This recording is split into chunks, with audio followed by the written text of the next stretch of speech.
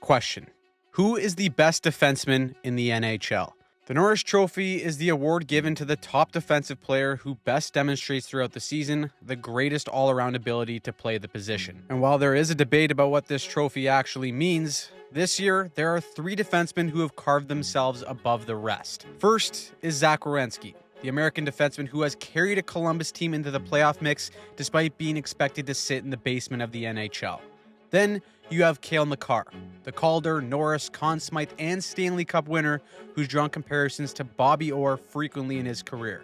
Finally, you have Quinn Hughes, the reigning Norris Trophy winner who's putting on a season for the ages and has been dragging a Canucks team that has been shadowed by drama all season long. All 3 of these players represent the evolution of defensemen in the modern NHL. So let's take a deeper look into how. In today's NHL, teams are starving for a smooth-skating, puck-moving defenseman that can log 25-plus minutes a night and quarterback the pace of the game. There are only a handful of these defenders in the league, but 3 in particular who can flat-out dominate. Cale Makar and Quinn Hughes have been in a league in their own for years, but this season, Zach Werenski has emerged to be right there in that conversation. The preseason predictions were ugly for the Blue Jackets. Everyone in the media had them as a lottery team, and fast forward to the end of January, they're right in the mix to be in the wild card spot in the East. A big reason why is Zach Werenski. Coach Dean Evason came into Columbus and wanted the Jackets to play a more assertive and fast-paced style. That was music to Werenski's ears. His smooth stride may not look like he's going as fast as Makar or Hughes, but he ranks in the 94th percentile in top speed and in the 98th percentile in speed bursts over 22 miles per hour. Werenski came into this season 10 pounds lighter so that he can log in major minutes, and that's why he leads every defenseman in terms of time on ice. Now, all this speed in Werenski's game is built up through his transition play. When Columbus recovers the puck in the D zone, he's bursting through the middle or weak side to be the primary target on the breakout. Again, this is all about timing and understanding when to use his speed. The second that Werenski sees his teammate will win the battle in the corner, he's already begun opening up his hips to head up ice. A solid pass made under pressure to the winger, and look who's the primary option right up the gut to get the puck with speed. He plays a little give and go, is the first man to the puck on the forecheck because of all the speed he's built up, and he sends a perfect dish right to Matthew Olivier. Columbus is now far more dynamic off the rush because of plays like this. As the puck heads up on the right side of the ice, Werenski's sprinting down the left wing to present himself as an option. By the time Columbus reaches the blue line, the Kings are in a decent position with 2D and back pressure on the puck carrier. Now, if Werenski's not here using his speed to join the rush, the puck carrier is basically in no man's land and likely generates nothing. But there he is to save the day for Columbus again, and he absolutely rifles one for good measure. Even when teams are in good structure in the neutral zone, Werenski just slices through like butter. At 6'2", he doesn't need to shake guys by going east-west. It's usually one quick cut, and he's gone. However, the best players in the world can drive the play without even touching the puck, and that's what he does here against Detroit. He gets the puck on the wall and goes D-to-D to his partner Matejchuk for the regroup. This is going to allow Werenski to take all this ice so that when he gets the puck back, he's got it with a ton of speed. The 2 Red Wings are in decent structure, but are ultimately caught flat-footed because of this. He kicks it out wide, drives the middle lane, and that's going to force Seider to pick him up. That creates a race to the net on the left wing, and it's textbook, baby. However, this pass gets through because of Werenski's route to the net. A lot of players crash the net when they drive the middle lane, but knowing Seider has attached to him, that would likely just kill the play. So he peels off towards the faceoff dot to keep Seider out of the passing lane, and it's money. Columbus has made a leap this season because of their ability to facilitate off the rush, but it's also because of the pressure Werenski puts on teams in the O-zone. He leads all defensemen in the NHL with shot attempts at the net. That's because he's been given far more flexibility to activate off that blue line and create offense. Columbus likes to go into this 2-3 structure, and on that left flank, Werenski can be far more creative and assertive. When the puck is on the right side of the ice, Werenski's diving in on the far side to take full advantage. Put all this together, and you have a Norris caliber D-man leading the charge for one of the best underdog stories of the year. But then there's the guy who won it all in Cale Makar. Makar currently leads all defensemen in goals with 18. He also leads all defensemen in power play points with 20. And when it comes to manipulating wingers and goalies on the blue line, there's maybe no one better. A lot of the time when you watch Makar, it looks like he snaps one on net and it seemingly finds a way through all that traffic. If you're cheering against him, you probably moan about how lucky he's getting. But trust me, it's by design. It starts with understanding a goalie's stance. Goalies have a ready stance and a relaxed stance. The ready stance is what you see when a goalie is ready to make the save. I know, self-explanatory. I never said I was a rocket scientist, but the relaxed stance is usually used when the puck is on the perimeter so that they can see around traffic and conserve energy while looking tall in their net. Makar frequently catches goalies in this relaxed stance by leveraging the traffic in front of the net.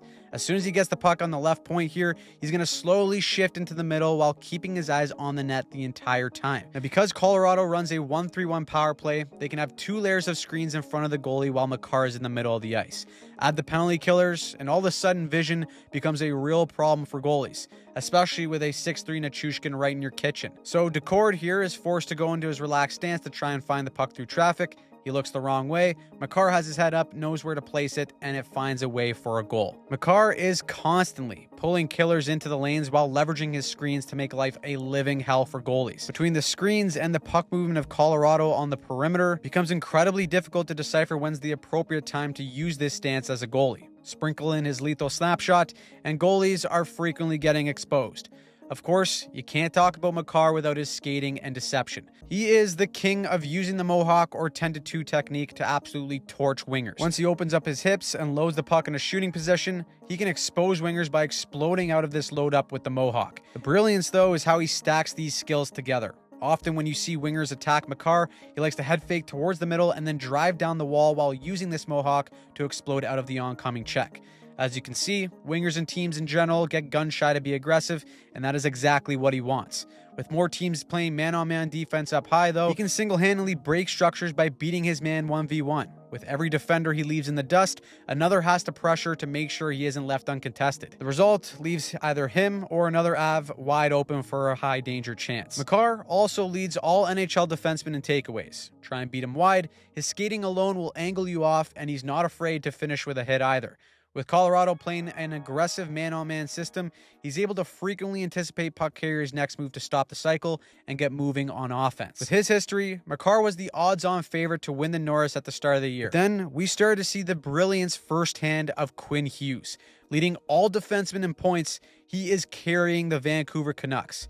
The numbers speak volumes. Without Quinn Hughes on the ice, the Canucks are a significantly worse team in every single offensive category.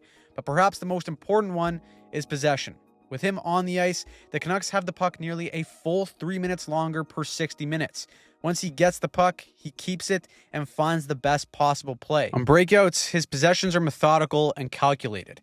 This is the first shift of the Canucks and Blues game. Vancouver is going to send 2 wingers to the far blue line while Hughes hits them with a stretch pass that almost creates a 2-on-1. So not even a few minutes later, St. Louis adjusts. Their D back off towards the blue line to take away the wingers, but Hughes throws in a wrinkle of his own. With his body language, he's going to fake like he's going up towards the wall. That's going to force both of these Blues players to go towards the boards, and that leaves his center wide open with space for a controlled zone entry. It doesn't go anywhere because, well, Hughes is on an island right now, but it's those little possession plays that keep Vancouver on the attack when he's on the ice. Of course, in the O-zone, he and Makar share a lot of similarities. Like Makar, Hughes' skating is his best asset that can single-handedly destroy defensive structures. One-on-one, if you attack Hughes or give him a gap advantage, you too will look like Bambi on skates. The LA Kings are one of the best defensive teams in the league. Watch here how Quinn Hughes makes it look like it's just another Sunday skate for him. With the Kings playing a man-on-man up high, Foegele, the poor soul, is going to attach onto Hughes as he walks the middle. And with one cutback, he creates all this separation from Foegele. At first, it happens so quickly it looks like Foegele just can't keep up. But it's the speed mixed with deception that makes him impossible to contain. Hughes uses a punch turn, something we see a lot of players and high-end skaters use to quickly change directions. Usually one skate opens up to find the flat of the blade, while the other is on the inside edge. And when used properly at the highest speed, it's extremely deceptive. But as Hughes attacks downhill here, look at how far he swings out his right leg to get on the flat of his blade. The guy is virtually cross-legged. Foegele, as the winger, anticipates that this stride is a crossover to continue driving downhill. But it's not. He hits the punch turn, and now he's created all this separation to fling one home. Similar to Makar, Hughes leverages screens to use his lethal shot to beat goalies from range. And out of the 3 defensemen, Hughes is the smallest, being 5'10", but he negates that disadvantage on the defensive side of the puck through angling, edge work, and anticipation. And if he does have to use his body, he uses it intelligently to create an opening for him to steal the puck. Here, Hughes is not going to overpower the winger with strength, but he doesn't have to. A slight little nudge takes the puck carrier off balance, and that gives him an opportunity to sneak his stick underneath and advance it up the boards. Then he takes off. A little Kyle Chipchura off the boards, defense hits the slip and slide, and Hughes finds the only available lane to slip it over to Garland for the tap-in. Give you an idea of how dominant Hughes is right now, there's only been 5 times in NHL history where a defenseman has finished a season with 20 or more points than his next highest scoring teammate. Erik Karlsson did it 2 years ago when he led the Sharks in scoring by 34 points. The Sharks were a bottom 5 team, and he still won the Norris. This season, Quinn Hughes is on pace to tie that number, and he currently has 23 more points than the next highest scoring Canuck. All while Vancouver sits in the last wildcard spot. All 3 of these defensemen are critical to their team's success. They also represent the evolution of modern-day defenders. The NHL and its fans are witnessing something special with this current generation of defensemen. And this season, we're seeing it in full force.